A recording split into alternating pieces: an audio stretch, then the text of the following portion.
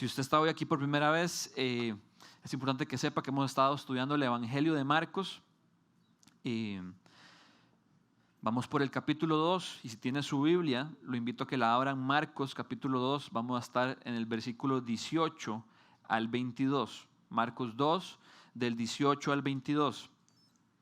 Y desde ya quiero que tengamos claro el punto principal del sermón de hoy. Inclusive antes de leer el pasaje, quiero que tengamos claro cuál es el punto principal de esta noche. Pongan atención, Jesús vino para traernos gozo y Jesús vino para hacer algo nuevo. Esas son las dos cosas que vamos a estar hablando hoy. La gran parte del sermón va a ser Jesús vino a traernos gozo y al final vamos a aterrizar en que Jesús vino a hacer algo nuevo. Y antes de leer el pasaje quiero darles un poquito de contexto. En el pasaje que vamos a leer hoy nos vamos a dar cuenta que una vez más Jesús y su ministerio está siendo cuestionado. Y que esto no es algo nuevo, porque de hecho los últimos dos sermones de los últimos 2 fines de semana vemos que lo mismo le ha sucedido. De hecho, si se acuerdan, recordarán que cuando Jesús, hace 15 días vimos que Jesús sana a un paralítico, le dice, tus pecados son perdonados. Y Jesús es cuestionado por eso. Marcos 2, del 6 al 7, dice así. Estaban sentados allí algunos maestros de la ley que pensaban, ¿por qué habla este así? Está blasfemando. ¿Quién puede perdonar pecados si no solo Dios? Entonces, los fariseos, los maestros de la ley, ven a Jesús y dicen, ¿quién es este? Yo no sé ustedes, pero es como una expresión como despectiva, ¿verdad? Como, ¿quién se cree? ¿Quién es este? Eso fue hace 15 días. Hace una semana vimos cuando Jesús llama a Leví o Mateo, el recaudador de impuestos. Y de nuevo critican a Jesús. Marcos 2:16 dice así. Cuando los maestros de la ley, que eran fariseos, vieron con quién comían, les preguntaron a sus discípulos, ¿y este come con recaudadores de impuestos y con pecadores? Vean qué interesante cómo se repite la palabra este. ¿Y este quién se cree para perdonar pecados? ¿Y este come con pecadores? 2 sucesos seguidos donde vemos que Jesús y su ministerio recibe acusación y recibe cuestionamiento. Y el pasaje de hoy no es la excepción. Vemos otra vez cómo cuestionan a Jesús. Y en el caso de hoy, principalmente, ¿por qué es que sus discípulos no estaban ayunando? Vamos a leerlo. Marcos 2, del 18 al 22, dice así. Quise mi botella de agua. Gracias, Mo. Marcos 2, 18 al 22, dice así. Al ver que los discípulos de Juan y los fariseos ayunaban, algunos se acercaron a Jesús y le preguntaron, ¿cómo es que los discípulos de Juan y de los fariseos ayunan, pero los tuyos no? Jesús les contestó, ¿acaso pueden ayunar los invitados del novio mientras él está con ellos? No pueden hacerlo mientras lo tienen con ellos, pero llegará el día en que se les quitará el novio y ese día sí ayunarán. Nadie remienda un vestido viejo con un retazo de tela nueva. De hacerlo así, el remiendo fruncirá el vestido y la rotura se hará peor. Ni echa nadie vino nuevo en odres viejos. De hacerlo así, el vino hará reventar los odres y se arruinarán tanto el vino como los odres. Más bien, el vino nuevo se echa en odres nuevos. Dice el texto que algunos se le acercaron a Jesús y le preguntaron, ¿por qué tus discípulos no ayunan y los de Juan y los de los fariseos sí? Dice algunos. Sin embargo, si leemos el relato de Mateo, nos damos cuenta que esos algunos tenían nombre y apellido. Mateo 9:14 dice así. Un día se le acercaron los discípulos de Juan y le preguntaron, ¿cómo es que nosotros y los fariseos ayunamos, pero no si tus discípulos? Entonces en Marcos no vemos este detalle, pero en Mateo, un evangelio complementario, sí nos damos cuenta que realmente quienes estaban haciendo la pregunta eran los discípulos de Juan, Juan el Bautista.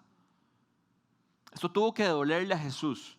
Ya el cuestionamiento no venía de los maestros de la ley, de los religiosos de la época de Jesús, sino que venía de los seguidores de Juan el Bautista. Acordémonos que Juan el Bautista era pariente de Cristo. Entonces el cuestionamiento venía, por así decirlo, de los seguidores de su pariente. ¡Auch! tenemos que recordar que para ese entonces Juan el Bautista ya estaba encarcelado. No podemos pensar que este cuestionamiento no es contra Jesús, porque el texto dice que la pregunta se le hicieron a los discípulos. Perdón, la pregunta se le hicieron a Jesús, pero cuestionando a los discípulos. ¿Por qué es que tus discípulos no ayunan? No le preguntaron a Cristo, ¿por qué es que tú no ayunas? Entonces alguno podría pensar, esta cena es un poco diferente, ya no están cuestionando a Jesús, sino a sus seguidores. Si pensáramos así, estaríamos cometiendo un gran error, porque tenemos que recordar que en la época de Jesús, si había discípulos es porque había maestros. Y los discípulos eran aprendices de sus maestros, de los rabíes. Entonces, si cuestionan a los discípulos, están cuestionando a su maestro. Están diciendo, si los discípulos no ayunan, posiblemente Jesús tampoco ayuna. Entonces Jesús aquí está siendo acusado. Y no sé si lo perciben, pero esta pregunta como que tiene una sensación de como que están atacando la espiritualidad de Jesús. Como de, nosotros ayunamos, ¿y usted? ¿Por qué no ayuna? Hay una sensación de que el estilo de vida de Cristo era menos riguroso, menos rígido, menos estricto y por ende menos espiritual. De hecho, puede ser que muchos de nosotros tengamos esa concepción de que es ser espiritual. Es ser rígido, es ser estructurado, es ser riguroso. Y no vieron eso en Cristo, ni en sus discípulos. Entonces le preguntan, ¿por qué no ayunan? Tenemos que imaginarnos la cena. Anterior a este pasaje, Jesús estaba en la casa de Mateo. Jesús lo llamó y Mateo recibió la salvación. Y Mateo hizo un banquete en su casa y dice que fueron un montón de recaudadores de impuestos y de pecadores. Era un fiestón con lo peor de Israel. Y Cristo estaba ahí con los suyos comiendo. Y seguro los discípulos de Juan y los fariseos estaban diciendo, ¿qué está pasando aquí? Estos pegándose la fiesta y nosotros ayunando. En otra parte del Evangelio, no sé si recuerdan, que dicen, Juan no comía ni bebía y este es un glotón y un borracho, refiriéndose a Cristo. Entonces están en un banquete, están comiendo, Mateo tenía mucho dinero, acuérdense que era recaudador de impuestos, y se llegan los discípulos de Juan y dicen, ¿y por qué ustedes no ayunan? Era como si estuvieran diciendo, todos lo hacemos menos ustedes. En palabras de un comentarista llamado Daniel Eikin, dice así, básicamente le estaban preguntando, si eres tan espiritual, ¿por qué no haces que tus seguidores vivan de acuerdo con nuestros altos estándares religiosos? Tenemos que recordar que muchos discípulos de Jesús, antes de ser discípulos de Jesús, fueron discípulos de Juan. Y probablemente los discípulos de Juan estaban picados.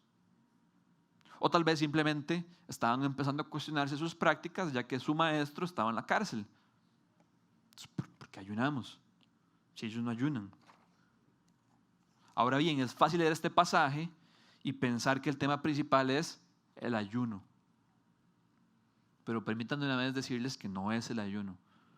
El sermón de hoy no es sobre el ayuno. Jesús, en toda su sabiduría y en toda su autoridad, aprovecha esta pregunta y le da un giro para hablar algo a nuestro corazón.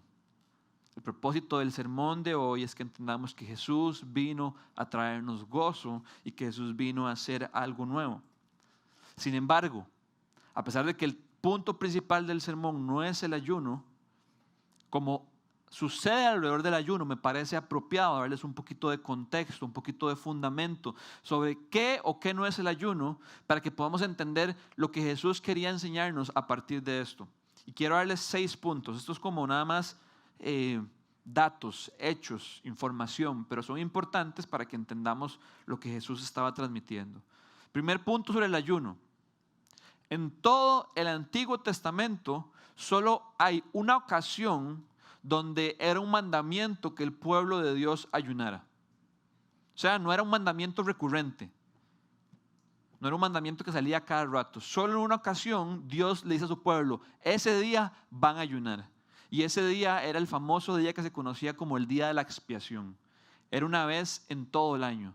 Era el día en el que Dios perdonaba los pecados del pueblo. Era el día en el que el sumo sacerdote, que era el representante el pueblo para con Dios entraba al tabernáculo, al lugar santísimo, que era donde moraba la presencia de Dios, y él sacrificaba un animal para purificar al pueblo de los pecados. De hecho, eran dos animales. Uno era sacrificado para rociar la sangre y otro era llevado al desierto en símbolo de que los pecados del pueblo Dios los olvidaba y estaban lejos de ellos. Y en ese día Dios les dice al pueblo, ese día van a ayunar. Ese día sí quiero que ayunen. Punto número 1. Punto número 2. Si alguien quiere saber dónde está eso está en Levítico 16. Punto número 2. El ayuno expresaba muchas cosas, pero mayoritariamente era una señal genuina de luto, de duelo y de arrepentimiento, de tristeza. Por eso es que ayunaban el día de la expiación, porque en el día de la expiación era cuando se hacía el sacrificio para que sus pecados fueran perdonados. Y Dios quería que su pueblo entendiera de que su pecado tenía un precio y de que su pecado entristecía su corazón. Y por eso Dios les mandó ayunar en ese día. Punto número 3. Hacia el final del Antiguo Testamento empezaron a surgir más ocasiones donde el pueblo de Dios empezó a ayunar. Y los estudiosos dicen que continuaron inclusive hasta el primer siglo. En el primer siglo, en el tiempo de Jesús, era costumbre que los fariseos, los hombres religiosos de la época de Cristo, ayunaran 2 veces a la semana, en los días lunes y los días jueves. Investigué y no sé por qué eran esos 2 días. Pero era como una expresión de piedad, de consagración, de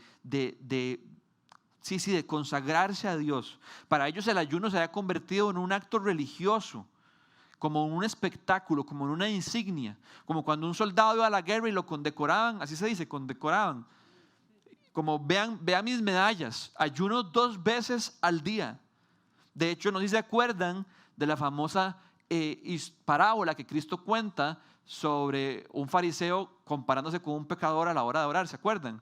Si no, está en Lucas 18, ven qué interesante. Lucas 18, del 9 al 12, dice así: algunos que confiaban en sí mismos y que se creían justos y que despreciaban a los demás, Jesús les contó esta parábola. 2 hombres subieron al templo a orar. Uno era fariseo y el otro recaudador de impuestos. El fariseo se puso a orar consigo mismo: oh Dios, te doy gracias porque no soy como otros hombres, ladrones, malhechores, adúlteros, ni mucho menos como ese recaudador de impuestos. Ayuno 2 veces a la semana.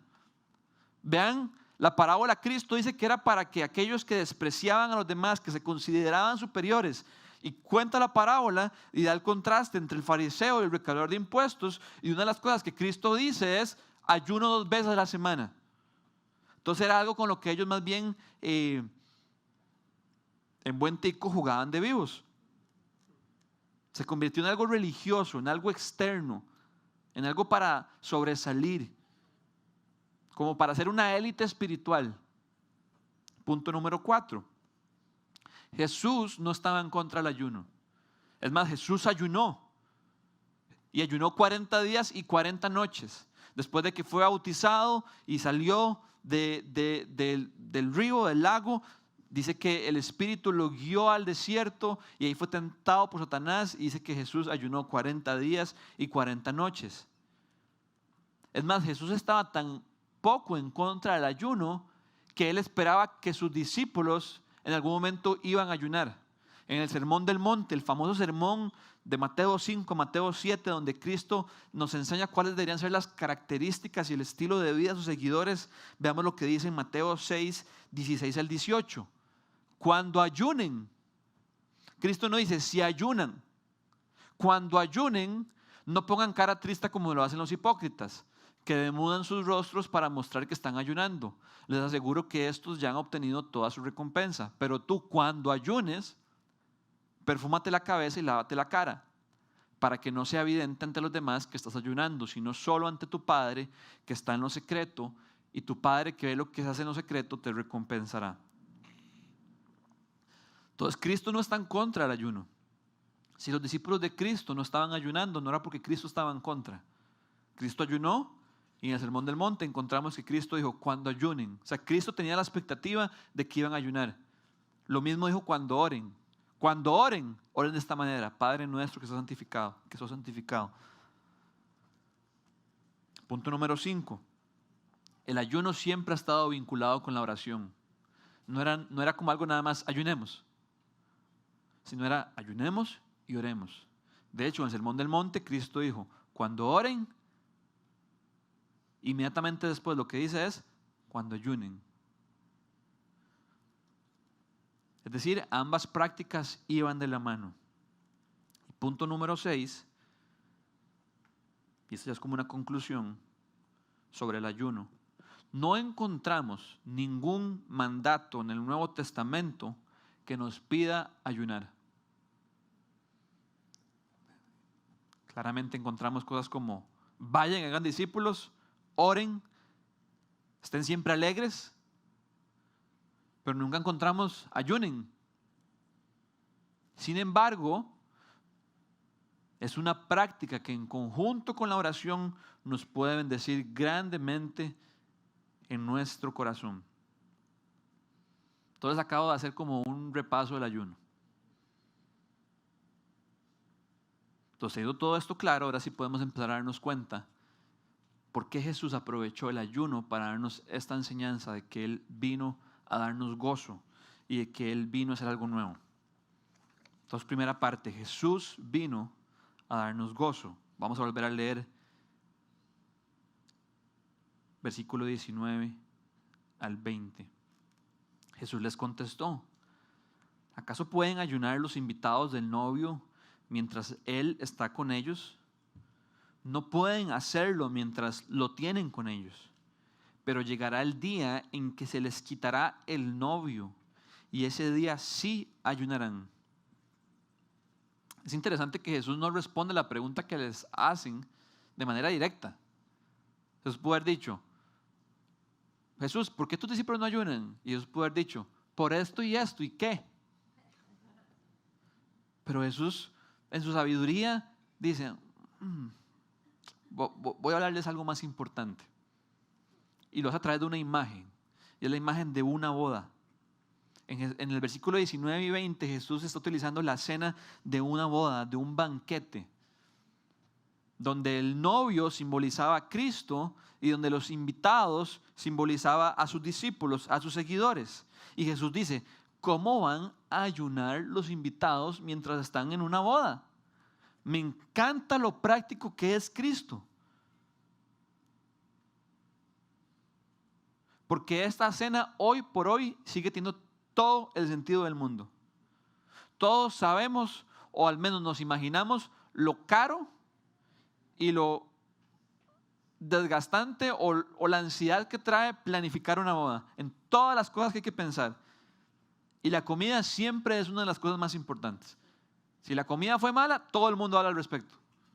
Que qué mala estuvo la comida, o que qué poquito sirvieron.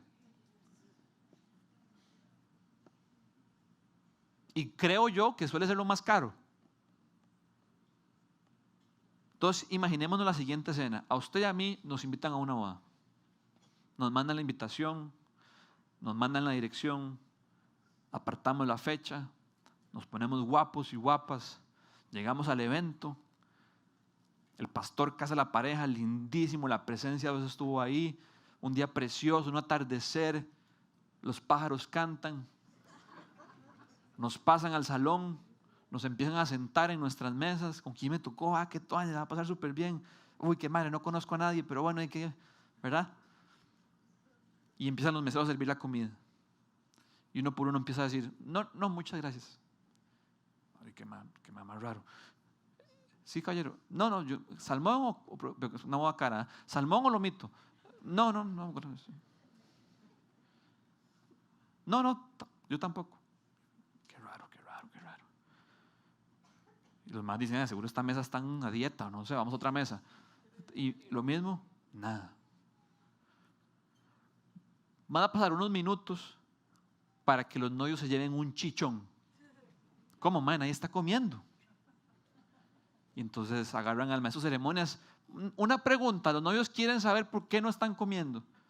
Y un valiente agarra fuerza y dice: no, es que estamos ayunando. Todo el mundo diría como: no tiene sentido, ¿verdad? No tiene sentido. Más bien uno como que se pone triste cuando hay un manicito, algo así, uno como que va picando, pero cuando no hay maní uno dice como, ay, ¿cuándo van a servir la comida? ¿Qué torta?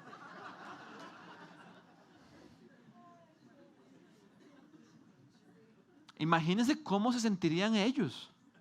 Pensaron en nosotros, nos invitaron. Hacer la lista de invitados nunca es fácil. Uno siempre deja por fuera a gente que no quiere dejar por fuera.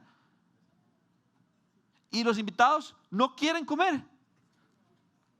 No tiene sentido. Bueno, pues igual hubiera sido que los discípulos de Cristo estuvieran ayunando a la par de Cristo. Una fiesta de bodas judía era una ocasión particularmente alegre. Los invitados se unían a la celebración que a veces duraba hasta una semana. Era un tiempo de gozo, de alegría. Y si el ayuno mayoritariamente expresaba siempre luto, arrepentimiento, tristeza, no va de la mano, no tiene sentido, son incompatibles, no lucen, no combinan. Boda, celebración, fiesta, alegría, ayuno. Es impensable. Todo lo que Jesús está comunicando es, no tiene sentido que mis discípulos estén ayunando porque yo estoy con ellos y yo soy su fuente de gozo. Jesús vino a darnos gozo y alegría. Y cuando usted y yo estamos en su presencia, realmente experimentamos una celebración en nuestro corazón. Eso es lo que este texto quiere enseñarnos. Este texto quiere enseñarnos que los cristianos deberíamos ser, póngame atención, las personas más felices de la tierra. Voy a repetirlo, los cristianos deberíamos ser las personas más felices de la tierra. Y le pregunto y me pregunto, ¿es usted feliz? ¿Se considera usted una persona alegre? Nos describirían las demás personas como personas alegres. O lo que nos describe es la amargura, la apatía, la indiferencia o la tristeza. Somos personas quejumbrosas. Somos personas que murmuran. Somos personas refunfuñonas. O somos personas con contentamiento. Los cristianos deberíamos ser las personas más felices de la tierra. ¿Por qué? Porque Jesús vino a darnos salvación. Esa es la alegría que Cristo nos ofrece. La alegría que el mundo nos ofrece se esfuma y se desvanece. Pero la alegría que Cristo nos ofrece permanece porque es la alegría de nuestra salvación. Es por esto que el rey David en el Salmo 51 dice, devuélveme el gozo de mi salvación. David sabía que la alegría en su corazón era producto de saber que Dios era su Salvador y que Dios le perdonaba todos sus pecados. Es vital que todos sepamos que cuando David escribió el Salmo 51 fue un salmo de arrepentimiento, fue un salmo de confesión, después de que metió las patas y de que las metió bien fuerte. Se acostó con Betsabé, que no era su esposa, entonces cometió adulterio y Betsabé quedó embarazada y para tapar la torta, entonces mandó a matar a Urías, que era su esposo, para que cuando Urías muriera, nadie sospechara de que Betsabé había quedado embarazada cuando todavía su esposo vivía. Entonces, de alguna manera, David cometió adulterio y de alguna manera planificó un homicidio.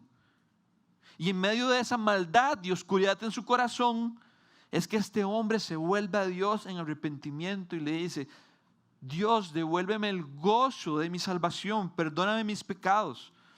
Y lo mismo necesitamos usted y yo hoy, porque sin importar hayamos cometido adulterio o hayamos planificado un homicidio, déjeme decir algo, nuestro corazón es igual al de David. Compartimos la misma naturaleza. Ustedes saben que la Biblia está llena de metáforas para describir nuestra relación con Dios. Jesús es el pastor y nosotros somos las ovejas. Jesús es la cabeza y nosotros somos el cuerpo. Jesús es la vid y nosotros somos las ramas. Esos son tan solo 3 ejemplos, pero otro ejemplo es que Jesús es el novio y nosotros somos su novia. La iglesia es su novia. Desde el Antiguo Testamento, Dios ha descrito su relación con su pueblo como que Él es un esposo fiel y Israel y su pueblo es una esposa infiel. De hecho, uno de los libros proféticos llamado Oseas comunica este mensaje tan radical de que Dios es fiel con su pueblo a pesar de que su pueblo es infiel. Esa es la historia de Oseas. Veamos Oseas 1:2. Oseas era un hombre, un profeta de Dios, y Dios le pide que haga algo muy difícil para que a través de eso el pueblo reciba un mensaje muy poderoso. Oseas 1:2. Esto no es ficticio, esto no es metafórico, esto es literal. La primera vez que el Señor habló por medio de Oseas, le dijo: ve y toma por esposa a una prostituta y ten con ella hijos de prostitución, porque el país se ha prostituido por completo, se ha apartado del Señor. Entonces Dios llama a Oseas y le da el encargo de casarse con Gomer, una prostituta, para que Oseas pueda experimentar en su corazón el dolor que Dios experimenta cuando su pueblo se aparta de Él. Todos creeríamos que si un hombre se digna a fijarse en una prostituta, esa mujer va a dejar su oficio y se va a enamorar de ese hombre, porque ¿quién se fijaría en una mujer así? Pero adivinen qué hace Gomer. Le es infiel a Oseas. Oseas 3:1 dice así: me habló una vez más el Señor y me dijo: ve y ama a esa mujer adúltera que es amante de otro.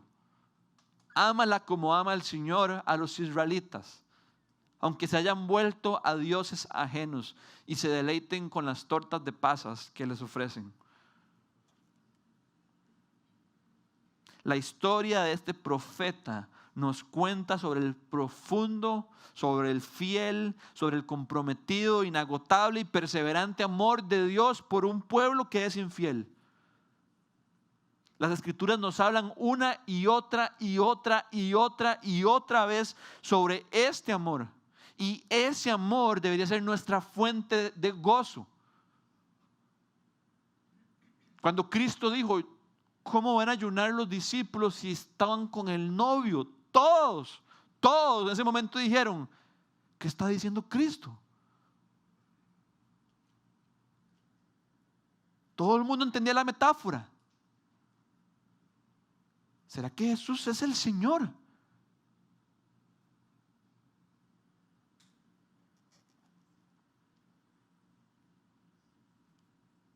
¿Cómo no nos vamos a gozar en saber que nosotros somos como la esposa de Oseas y Dios se mantiene fiel y Dios se deleita en nosotros y Dios se goza en nosotros? ¿Por qué razón, dice Cristo, estaríamos tristes y desanimados? ¿Por qué razón estaríamos de luto, rompiéndonos las vestiduras, con ceniza en nuestra cabeza, expresando que estamos abandonados? Cristo vino a darnos gozo y ese gozo es producto de su amor a través de la salvación que nos ofrece. Yo quiero que nos preguntemos: ¿qué tan frecuente pensamos en la salvación y en el evangelio sin sentir el amor de Dios? Porque creo que a veces los cristianos entramos en una etapa donde somos buenos como dando la respuesta correcta. Yo debería estar alegre porque Cristo me ama, porque Cristo murió por mí. Pero ¿qué tan a menudo pienso en eso sin realmente sentir ese gozo? Ahí es donde tenemos que preocuparnos. Y tenemos que pedir al Señor que nos libre de eso. Debemos evitar que eso nos pase a toda costa, porque ahí es donde poco a poco empezamos a perder el gozo que hay en nuestra celebración. Hay gozo en nuestra alma cuando experimentamos el amor de Dios.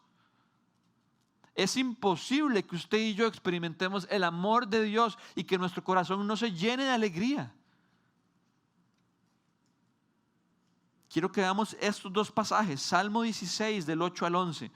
Dice así: siempre tengo presente al Señor, con Él a mi derecha nada me hará caer.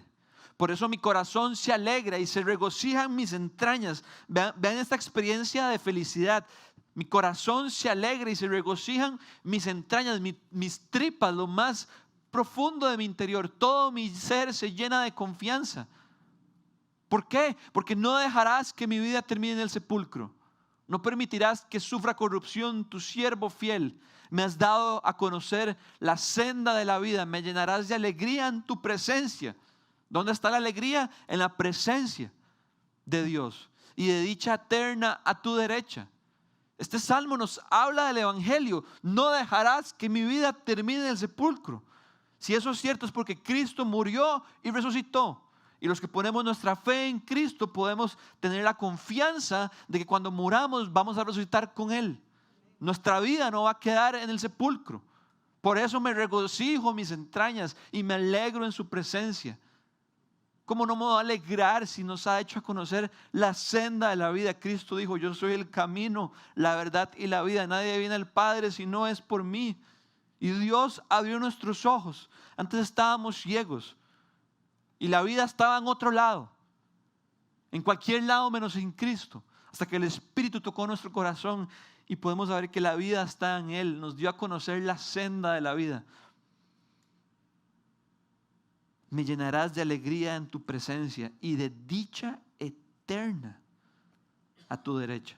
Primera de Pedro 1 del 8 al 9 dice así: ustedes lo aman a pesar de no haberlo visto, y aunque no lo ven ahora, creen en Él y se alegran con un gozo indescriptible y glorioso, pues están obteniendo la meta de su fe, que es su salvación. Veamos cómo la Biblia se amarra. David, Salmo 51 dice: devuélveme el gozo ¿de qué? De mi salvación. Y Primera de Pedro dice: me alegro con un gozo indescriptible y glorioso. ¿Por qué? Porque estoy obteniendo la meta de mi fe, que es mi salvación. De principio a fin, la Biblia nos enseña que el gozo del creyente está en la salvación que Cristo nos ofrece. Y la salvación no es nada más algo que recibimos y ya, un intercambio. ¿Qué me da usted y qué le doy yo? No, es una relación que tenemos. Cristo es el novio y nosotros somos su novia.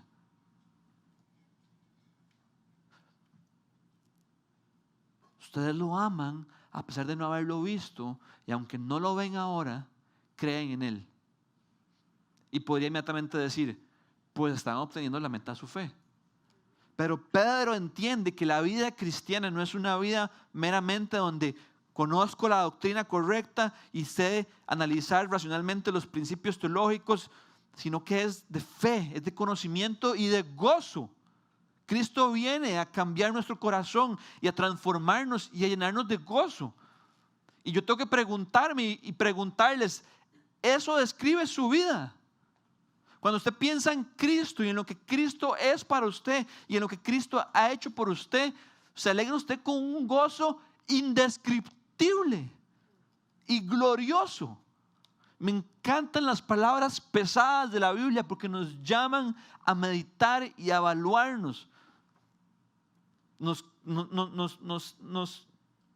alejan de la monotonía y nos alejan de la rutina.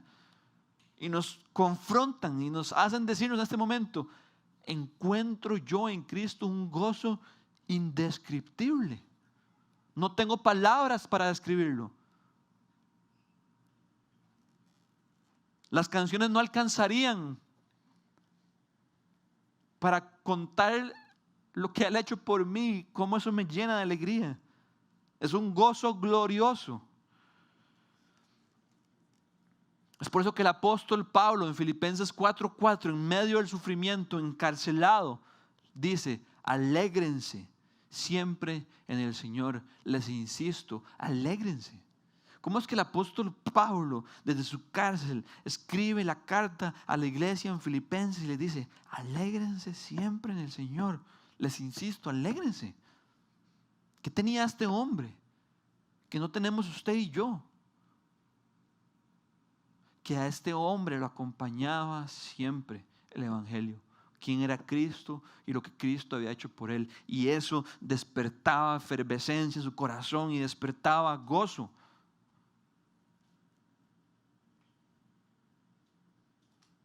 Parece que Jesús dice todo esto como para excusar a sus discípulos.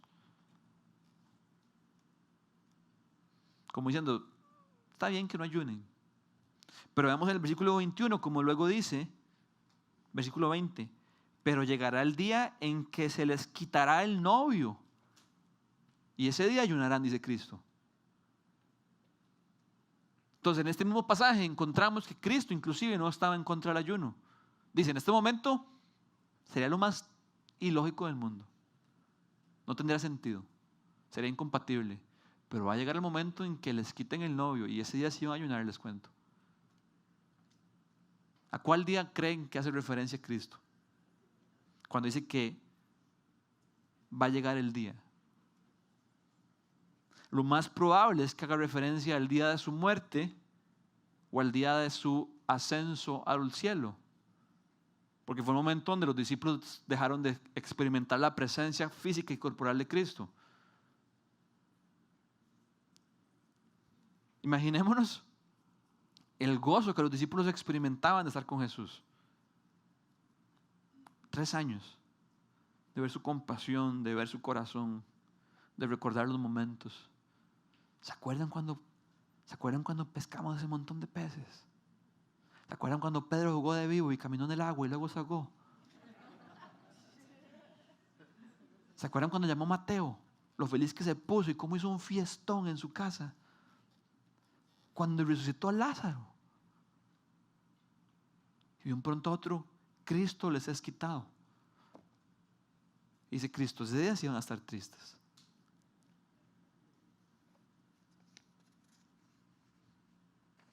En ese momento, dice Cristo, es cuando van a ayunar.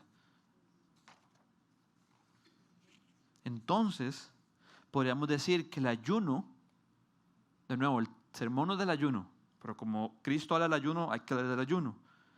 Podríamos decir que el ayuno es una manera de expresarle a Jesús cuánto lo amamos y cuánto lo deseamos. Quiero que vean la relación. En este momento no van a ayunar porque no tienen necesidad de ayunar, están conmigo. Pero va a llegar un momento donde yo les voy a ser quitado y ahí sí van a ayunar. Entonces, ¿qué tiene que ver eso con el ayuno? Que el ayuno es una manera donde yo le expreso a Dios cuánto lo amo, cuánto lo anhelo. Más que cualquier cosa de la que esté ayunando. Es como una declaración. Cristo, te anhelo más que esto. Me gustó mucho como un pastor llamado Jason Meyer lo escribió. Dice así, está en la pantalla. Ayunaremos de cualquier cosa que se interponga. Esta palabra me demuestra celo. Como lo que se interponga entre Cristo y yo lo voy a quitar de mi vida. Porque Él es mi gozo. Ayunaremos de cualquier cosa que se interponga. ¿Qué es ayunar en otras palabras? Es privarme de algo. Cuando yo ayuno me estoy privando de algo. Me voy a privar de cualquier cosa que se interponga en mi relación con Él. El ayuno es una manera de decirle a Dios, Dios, esto es lo que te amo. Con gusto, con gozo, renunciaré a cualquier cosa que haga que mi amor se enfríe por ti. Y yo me pregunto y les pregunto, ¿habrá algo hoy que se está interponiendo de que usted pueda disfrutar de la presencia de Jesús? ¿Habrá algo hoy que nos está robando del gozo que Él nos ofrece?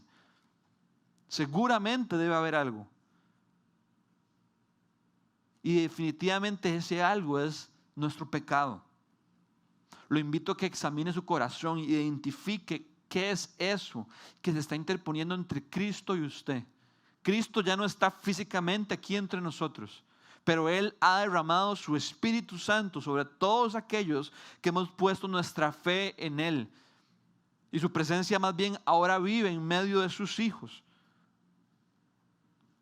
¿Qué es eso que me está privando de disfrutar de su presencia y gozarme en Él? Lo animo a que se vaya de aquí con la determinación y decidido, esa es mi oración, de renunciar a eso. Y irse convencido de cuando eso se asome y lo tiente, usted sea capaz de saber que es solo para robarle su gozo, porque su gozo está en Cristo Jesús. Jesús dijo en Juan capítulo 10 que el ladrón no viene más que a robar, matar y destruir, pero que Cristo Él mismo vino para que tengamos vida y vida en abundancia, vida en plenitud.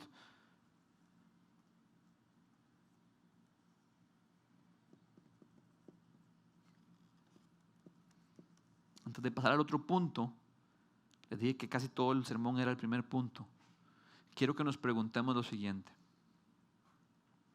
¿Será que a veces usted y yo permanecemos en un estado de tristeza porque no estamos conscientes de la presencia del Señor en nuestra vida?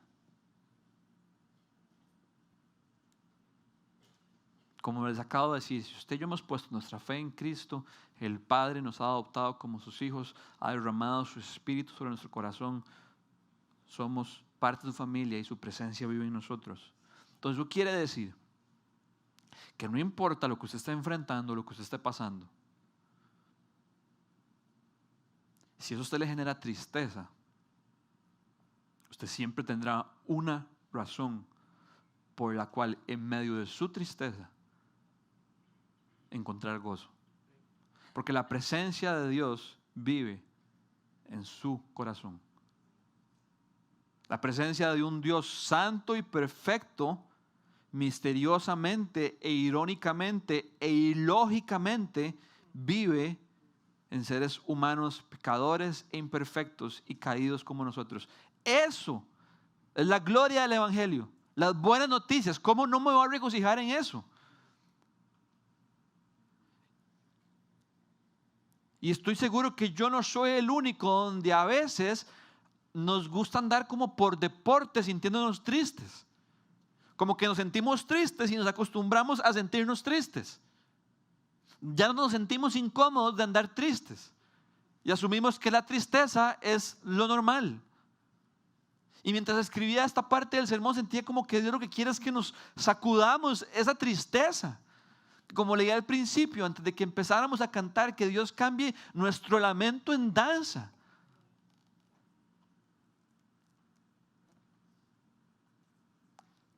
A veces es que somos como muy correctos y somos como muy estructurados y como queremos vernos muy bonitos.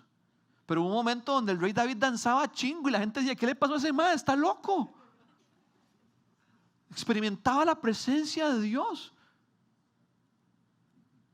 Cuando usted está feliz, ¿cómo le gusta reaccionar?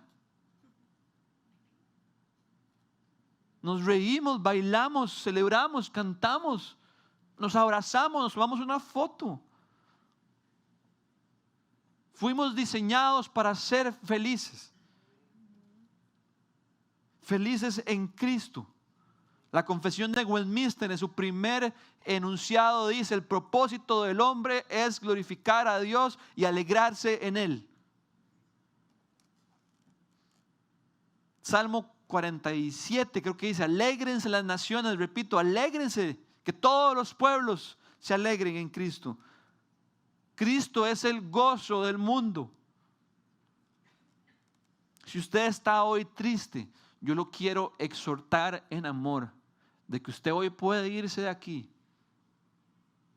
feliz, sin importar si la situación por la que está triste no ha cambiado ni un pelito. Dejemos que lo que Cristo ha hecho y quien Cristo es informe nuestra realidad. Segundo punto, Jesús vino a hacer algo nuevo. Después de utilizar la imagen de la boda, Jesús utiliza otras dos imágenes. Y las dos imágenes tienen el mismo significado. La imagen de la tela y el vestido y la imagen del vino y de los odres. Y de nuevo no sé por qué la versión de Marcos no me pareció la más clara. Entonces me fui a Lucas. Veamos Lucas 5, 36 al 38. Les contó esta parábola. Nadie quita un retazo de un vestido nuevo para remendar un vestido viejo. De hacerlo así, habrá rasgado el vestido nuevo y el retazo nuevo no hará juego con el vestido viejo. Ni eche nadie vino nuevo en odres viejos. De hacerlo así, el vino nuevo hará reventar los odres. Se derramará el vino y los odres se arruinarán. Más bien el vino nuevo debe echarse en odres nuevos. ¿Qué está diciendo Cristo con estas imágenes? Que no tiene sentido. ¿Quién va a agarrar una camisa nueva, la va a cortar para recortar un parche y arreglar una camisa vieja? No tiene sentido, ¿verdad? Si tengo una camisa nueva que no he estrenado y tengo una camisa vieja, jarreada, porque tiene un hueco, ¿por qué voy a cortar la nueva para arreglar la vieja? No tiene sentido. Segunda imagen, la del vino. Eso tal vez nos cuesta un poco más entenderla porque nosotros no tenemos vino en odres, sino en botellas. Los odres era la piel del animal, el cuero, y sobre ahí echaban el vino. Agarraban y echaban vino nuevo en un odre nuevo. Es decir, usted no podía echar vino nuevo en un odre ya usado. ¿Por qué? Porque cuando el vino se echaba sobre el odre, el vino se fermentaba y cuando se fermentaba se expandía y como que inflaba el odre. Y entonces si el odre ya estaba usado, ¿qué iba a pasar? Se iba a reventar. Entonces se desperdiciaban las dos cosas. El odre se rompía, dejaba de servir. Y cuando el odre se rompía, ¿qué pasaba? Y el vino se regaba. Entonces no había ni odre ni vino. No tiene sentido. Y Jesús dice eso en relación al ayuno. Entonces, ¿qué es lo que Jesús quiere comunicarnos? Lo que Jesús quiere comunicarnos es que lo que Él vino a hacer en su reino es algo totalmente nuevo. Es incompatible con nuestra antigua vida. En el caso de los judíos, Jesús no vino a hacerle un remiendo, como con un parche de tela al judaísmo. Jesús no vino a decir, ok, el judaísmo dice, vivan por la ley y serán salvos. Ok, ahora a eso súmele yo. No. Jesús no vino a hacerle un remiendo al judaísmo, Jesús vino a hacer algo nuevo.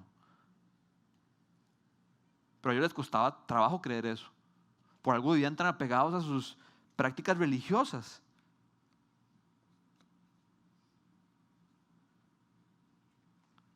Y en nuestro caso,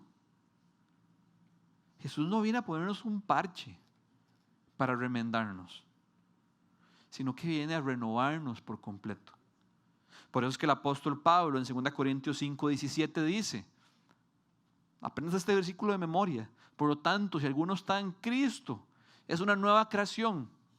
Y en signos de exclamación, tenemos que aprender a leer la Biblia. No podemos leer, lo viejo ha pasado, ha llegado ya lo nuevo. No, lo viejo ha pasado, ha llegado ya lo nuevo. Porque Cristo habló primero de gozo y luego de lo nuevo.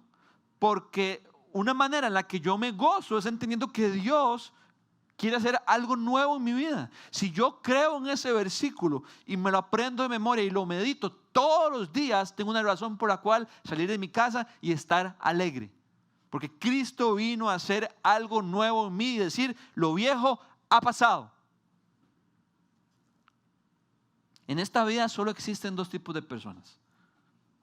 Los que compran ropa y estrenan de una vez, mi esposa, o los que compran ropa y van guardando. Mi mamá me trajo esa camisa de México hace como 3 semanas y yo hasta hoy la estreno, porque quería un momento especial.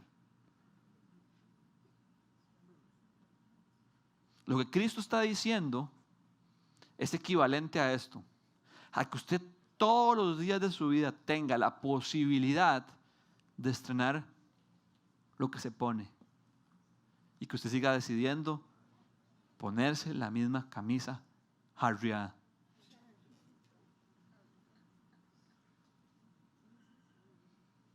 Podemos estrenar todos los días y seguimos prefiriendo escoger usado, roto, manchado, huequeado, desteñido, percudido.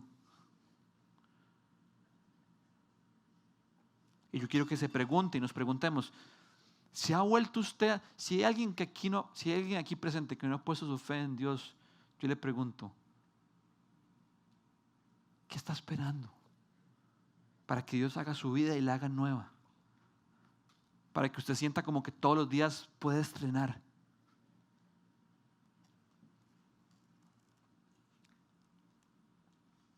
a los que ya hemos puesto nuestra fe en Cristo, ¿habrá alguna área de nuestra vida en la que no estamos permitiendo que Dios nos renueve por estar aferrado a lo antiguo?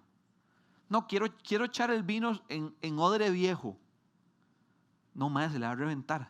No, es que yo quiero un odre viejo porque este odre viejo me gusta mucho. Cristo dice, no, lo que yo quiero hacer, quiero echarlo en vino nuevo. Por eso es que lo viejo pasa y yo lo hago nuevo. ¿Habrá algo en su vida en lo que usted se está aferrando y que no quiere entregarle a Cristo? Dios no quiere que nos aferremos en nada a nuestra antigua vida, sino que recibamos todo lo nuevo que Él quiere darle. Si usted se siente hoy roto, si se siente hoy viejo, si se siente hoy como usado, como estancado, como con agua emposada, déjeme decirle que Cristo no quiere hacer de su vida un remiendo. Cristo no hace remiendos con nadie. Cristo hace todo nuevo. Cristo no remendó a Pablo. Lo hizo un hombre nuevo. Matabas cristianos, apóstol para las naciones. Matabas cristianos, te voy a enseñar cuánto sufrirás por llevar mi nombre. Moisés, tartamudo, liberarás a mi pueblo de Israel de Egipto. Dios no quiere agarrar su vida y decir, pucha, es que Jimmy tiene este toquecito aquí, voy a ponerle un poquito de maquillaje. Aquel está como feito por allá, voy a tratar de arreglarlo. No, Él agarra la vida y dice, nuevo. Esa es nuestra identidad. ¿Cómo no gozarnos? Si tenemos una nueva identidad en Cristo, no importa lo que hayamos hecho en nuestro pasado, no importa nuestros fracasos, no importa lo que nos avergüenza. Dios dice, borrón y cuenta nueva.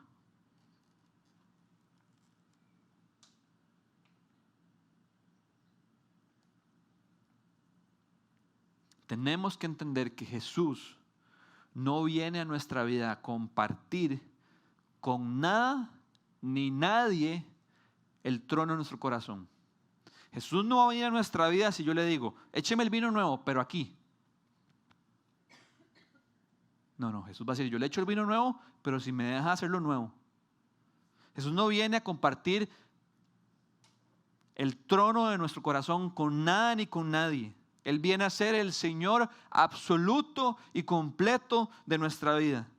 El cristianismo y el llamado que Jesús nos hace es a seguirlo. No para que tome una parte de nuestra vida, sino para que tome todo nuestro ser. Jesús nunca quiere ser el complemento de algo. Él viene a ser el todo.